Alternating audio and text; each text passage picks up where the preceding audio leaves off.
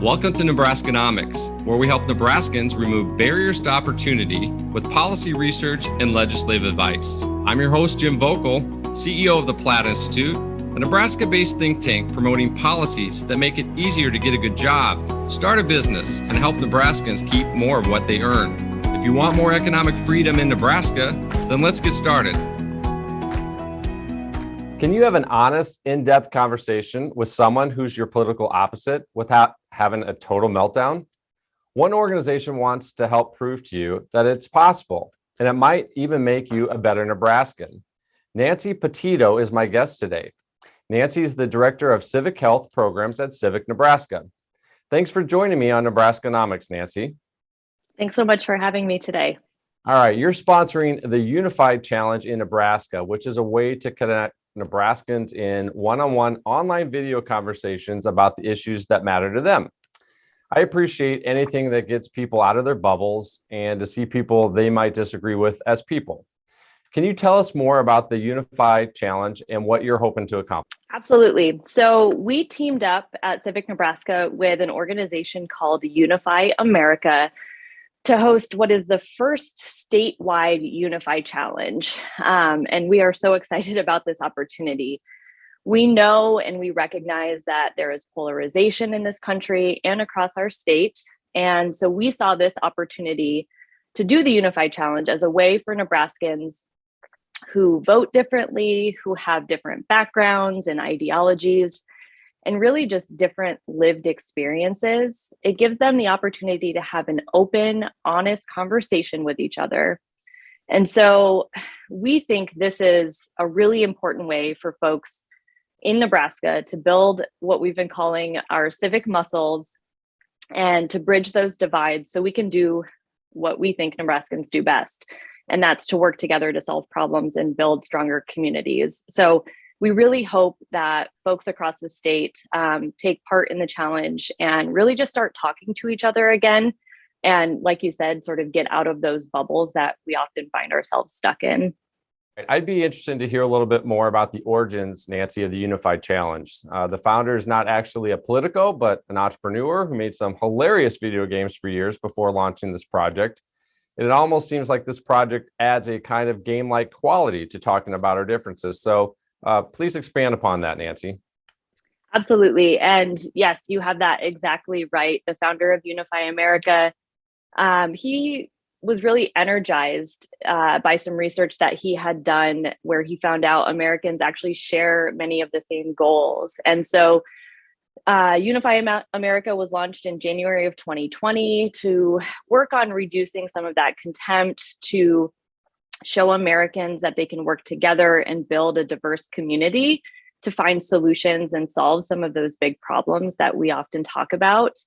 And so I think that even with something as important and crucial as things like the Unify Challenge, there's still a creative and fun aspect that they've brought to this.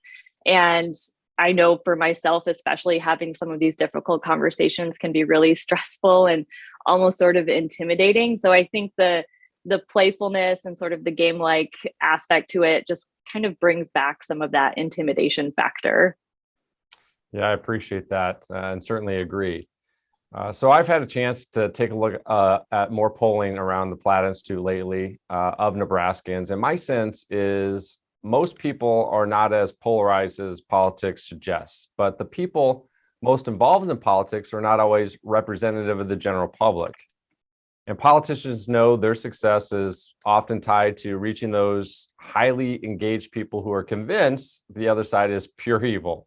So even if we can't be normal people, because I don't think anybody listening to this podcast is, how do we disrupt that harmful us versus them cycle and reward setting a better example in politics?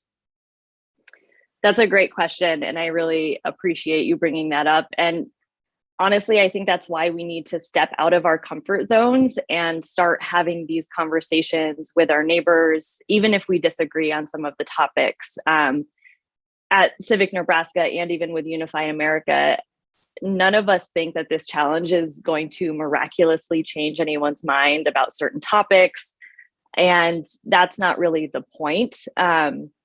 we just want to get folks talking again and getting closer to moving forward together on some of the issues that Nebraskans truly care about.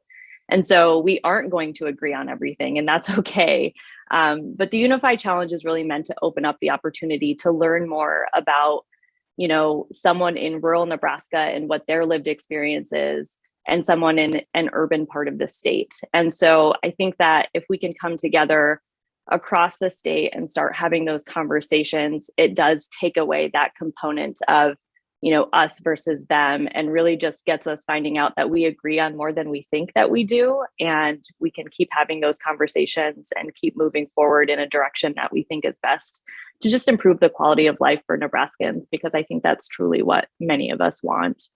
Yeah, it certainly is. And one of the things that I liked from looking at the Unity Challenge site is that there's an acknowledgement that nobody's perfect and we can all grow and change. And that matters in a world where politicians are often held up as either heroes or villains. Would you be willing to share any experiences from your involvement in the Nebraska policy process that may have defied your expectations? And I certainly can add some to the conversation as well. I'd appreciate that. Yes. And absolutely, since I've been working on policy in Nebraska, I personally have really come to appreciate how accessible many of our elected officials are and how willing they have been to listen to their communities. And I know policy work takes time. It's stressful. It definitely takes a lot of effort and engagement from all different people across the aisle.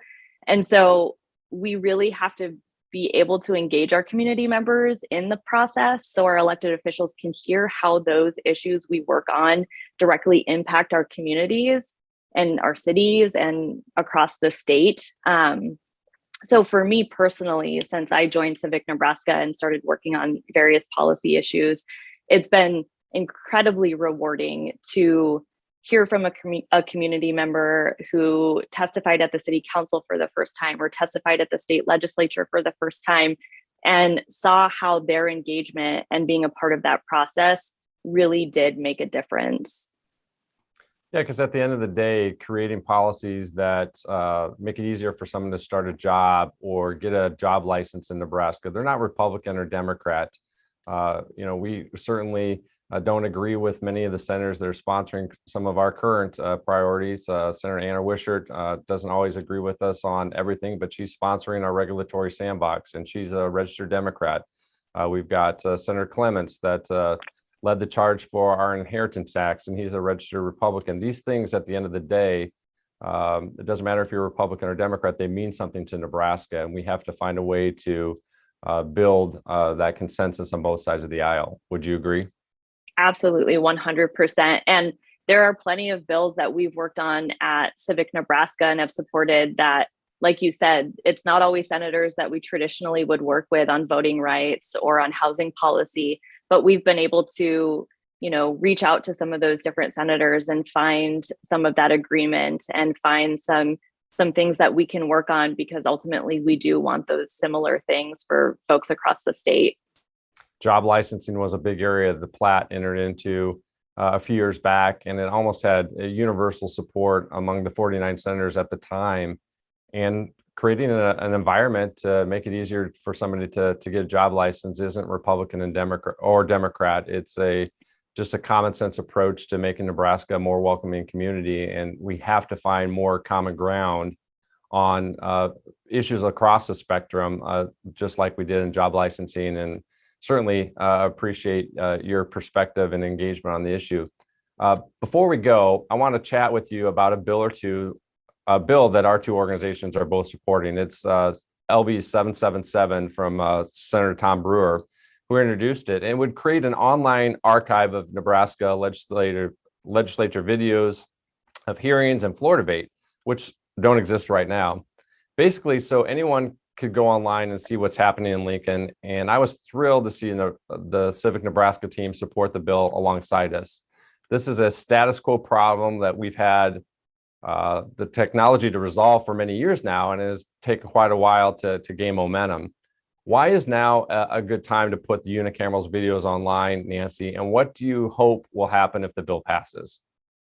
Yes, I love this question so much. We are so excited for this bill and really feel like there's never been a more urgent time and need for transparency and accessibility in the lawmaking process. So, Senator Brewer introducing this bill, honestly, we are so grateful for that. And an online archive and shareable video are good for everyone, teachers, journalists, and everyday Nebraskans that want to get more involved in the political process and see what's happening, at our state capitol. And so we have transcripts of everything right now, which is great. But if we are at all serious about wanting to engage more Nebraskans, especially younger Nebraskans, in the political process, shareable video is really the bare minimum of what we can do. And so we hope that this bill passes and that more people can find a way to get engaged and involved with things that are happening at our state legislature.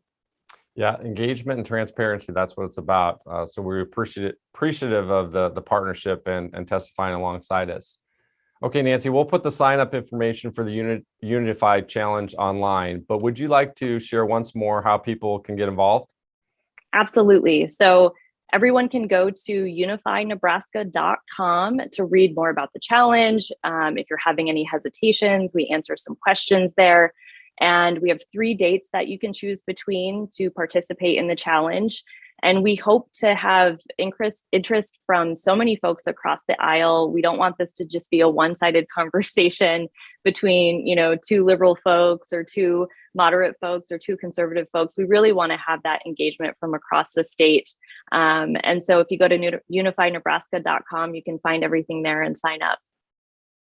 All right, our guest has been Nancy Petitto of Civic, Nebraska. Good luck to you and the Unified Challenge participants, and thanks for visiting today on Nebraskanomics. Thank you. Thank you for listening to today's episode. If you want more economic freedom in Nebraska, please visit plattinstitute.org to make a donation to help fund our research and advocacy. Or you can subscribe to our newsletter and learn about today's most important issues facing Nebraskans. It's time to stop the status quo. Let's remove economic barriers and make Nebraskans proud.